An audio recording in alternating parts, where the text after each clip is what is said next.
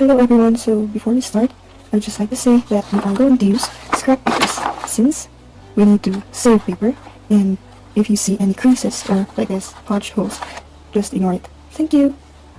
Now, let's start. The topic given to me is the disturbances of the heart regarding its rate, rhythm, and pulse. Disturbances of the cardiac rate and rhythm with associated pulse characteristics are among the most common clinical signs of underlying cardiac or extracardiac disorders. The disturbances of the heart rate can be broadly classified as being bradycardias or tachycardias. Disturbances of the heart rate are termed arrhythmias and are abnormalities of the rate, regularity, site of origin of the cardiac impulse or conduction of the electrical impulse generated by a pacemaker. The most common cardiac rhythm disturbances is the sinus tachycardia and the sinus bradycardia. The most common arrhythmias are the following: atrial premature beats, ventricular premature beats, atrial fibrillation, first and second degree atrioventricular block, and the ventricular tachycardia.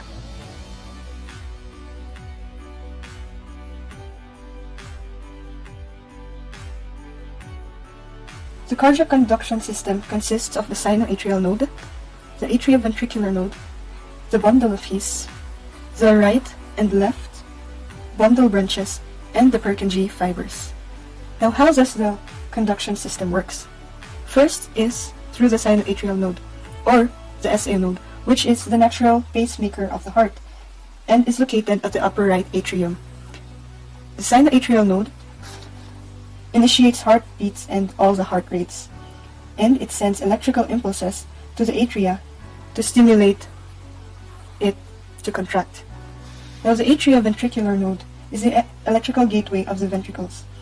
It delays the passage to make sure that the atria has ejected all the blood to the ventricles before they contract. Now, this atrioventricular node receives the signals from the sinoatrial node, and then it would pass to the bundle of His. Now, the bundle of His is divided into the right and into the left bundle branches, and would conduct impulses to the apex of the heart. The signals are now passed to the Purkinje fibers, turning upward, spreading throughout the myocardium. And that is how the heart pumps blood.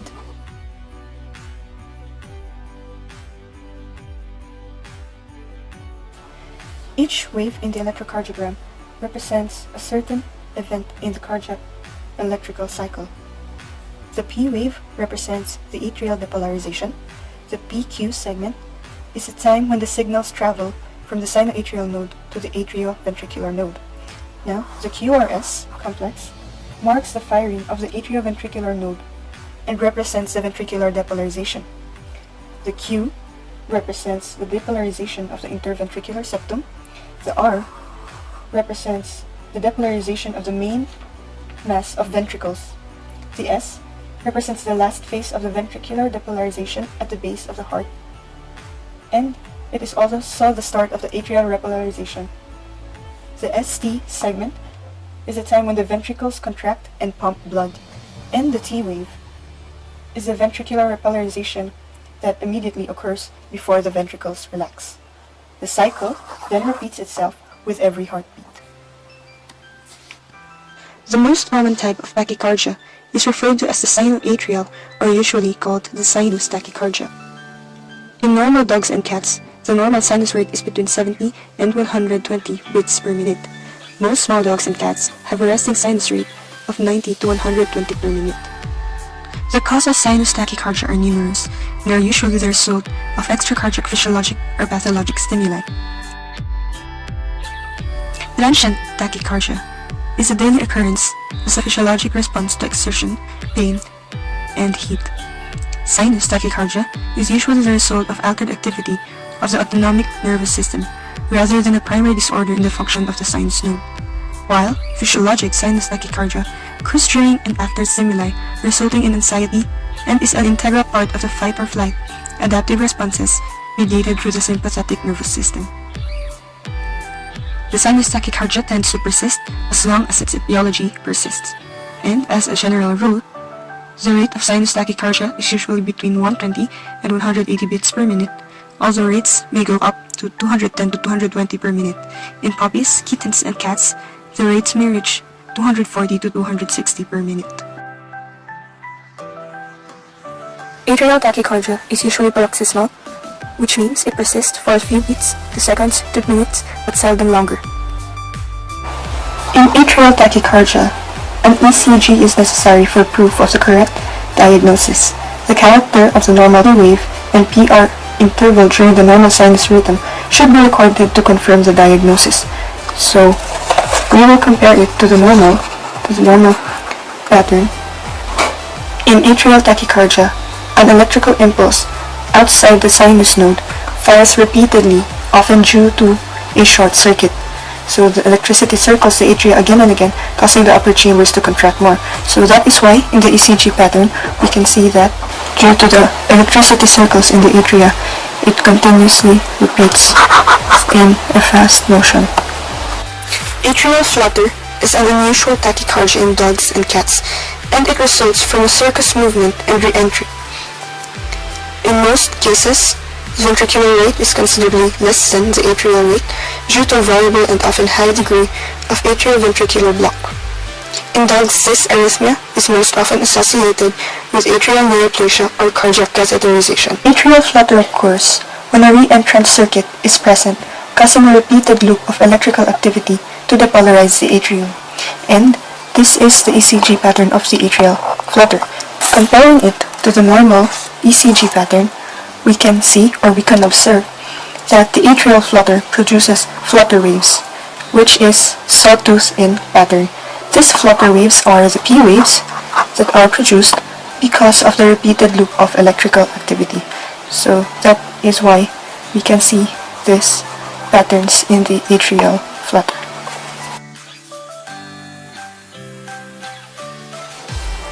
Atrial fibrillation is a common arrhythmia in dogs but is uncommon in cats. It is diagnosed based on the physical exam. The heart rhythm is rapid and chaotic, and pulse deficits are frequent. These are sample ECG patterns in the atrial fibrillation. The first one is a sample of a 4-year-old English sheepdog with dilated congestive cardiomyopathy and bilateral congestive heart failure. The heart rhythm is rapid and irregular, and no P waves are visible. Here, it is a sample of a 7-year-old male Persian cat with radiographically confirmed severe left atrial enlargement and pulmonary edema. Also, the P waves are absent, and F waves dominate the baseline. So, in both cases, the P waves are not identifiable, and that is because the atrial rate is so fast that the P waves cannot be identified or shown in the ECG pattern anymore. Ventricular tachycardia is a life-threatening arrhythmia and is strongly indicative of a diseased heart. In small breeded dogs, it often has an advanced mitral valve disease, chronic obstructive pulmonary disease, or both. In middle-aged large breed dogs, it may have congestive cardiomyopathy. In ventricular tachycardia, the P waves are visible, but they do not have any relation to the QRS complexes. So, for example, this is the normal ECG, this is the P wave, and the QRS complex. So, both activities are independent. So, this situation is called the AV dissociation, wherein the P wave or the atrial activity is completely independent of the ventricular activity or the QRS complexes, which results to this kind of ECG pattern for the ventricular tachycardia. Bradycardias may result from disturbances of impulse formation or impulse conduction. Sinus bradycardia is probably the most common bradyarrhythmia and is most often the result of increased vagal tone in brachycephalic breeds, and a normal variant in large breed dogs. Sinus bradycardia refers to the slow impulse conduction of the sinoatrial node. So as we can see in the electrocardiogram pattern, it takes a long time from the first cycle before the second cycle occurs again, and that is bradycardia. But it is not always abnormal, since when an animal is resting or is in deep sleep, this sinus bradycardia normally occurs. Sinoventricular conduction is pathognomonic for hyperkalemia, most often resulting from hydroadrenocorticism. The P wave eventually disappears, and a tall spiked T waves are typically present when this bradycardia develops. In the sinoventricular conduction, the serum potassium concentration increases, and a gradual decrease in the sinoatrial rate occurs. So if we compare it to the normal electrocardiogram, we can see that in the sinoventricular conduction, the P wave eventually disappears. That is why it cannot be seen in its electrocardiogram. And another, we can compare that the T wave is tall and spiked, which is typically present in this kind of bradycardia. The sixth sinus syndrome causes episodic weakness and is characterized by sinus node depression, including sinus bradycardia and prolonged sinus arrest. The syndrome is common in middle-aged and older miniature schnauzers, particularly females, but a similar pattern may be seen in the Dachshund and other small breed dogs. Persistent atrial standstill is a rare condition seen mostly in English Springer Spaniels. Atrial hypoplasia is present to varying degrees, and sinoatrial node impulse conduction is absent. In persistent atrial standstill, atrial hypoplasia is present in varying degrees, and that would cause the sinoatrial impulse conduction to be absent. If we compare the ECG pattern to the normal ECG pattern, we can see that there is no P wave in the persistent atrial standstill. That is because the P wave over here represents the polarization of the sinoatrial node to the right and left atrium. And since it is absent in the persistent atrial standstill, the electrocardiogram does not show the P wave. Heart block is caused by a variety of factors that may affect propagation of cardiac impulses, particularly in depressed tissues. Thus, decremental conduction is likely to develop in the presence of a lower level of membrane potential. Cardiac glycosides, hypokalemia, and ischemia enhance the degree of decremental conduction and thus may impair atrioventricular conduction, leading to heart block. Advanced second degree and complete or third degree atrioventricular heart block results in bradycardia.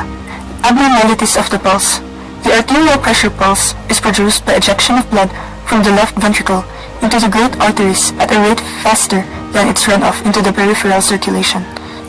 The pressure continues to rise in the aorta as long as blood is ejected into the aorta faster than it runs off into the peripheral arteries. The venous pressure pulse is determined by the rate of the blood return from the peripheral tissues into the venous segment.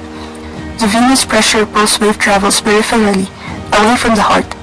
There is at the same time a venous blood flow in the opposite direction toward the heart.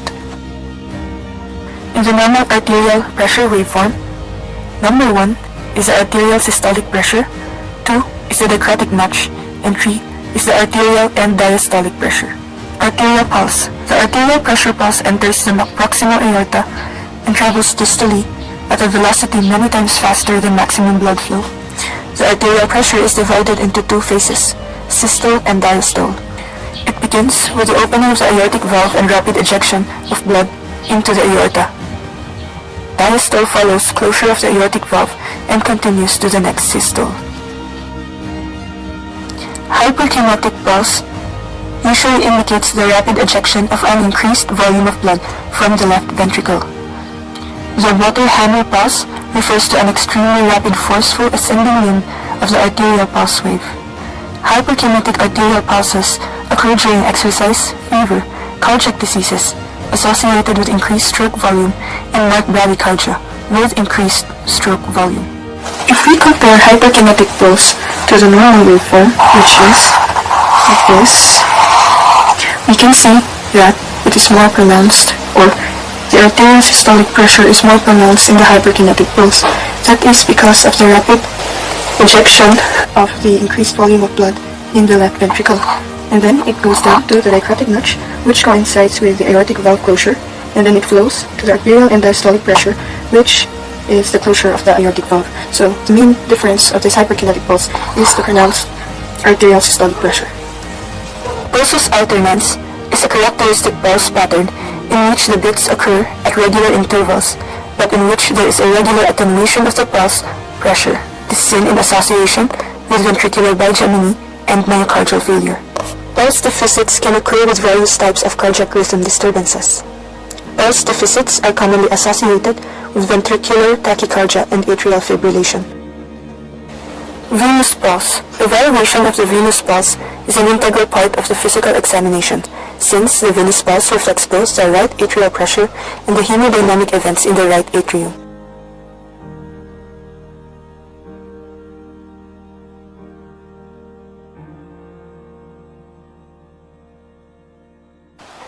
Thank you.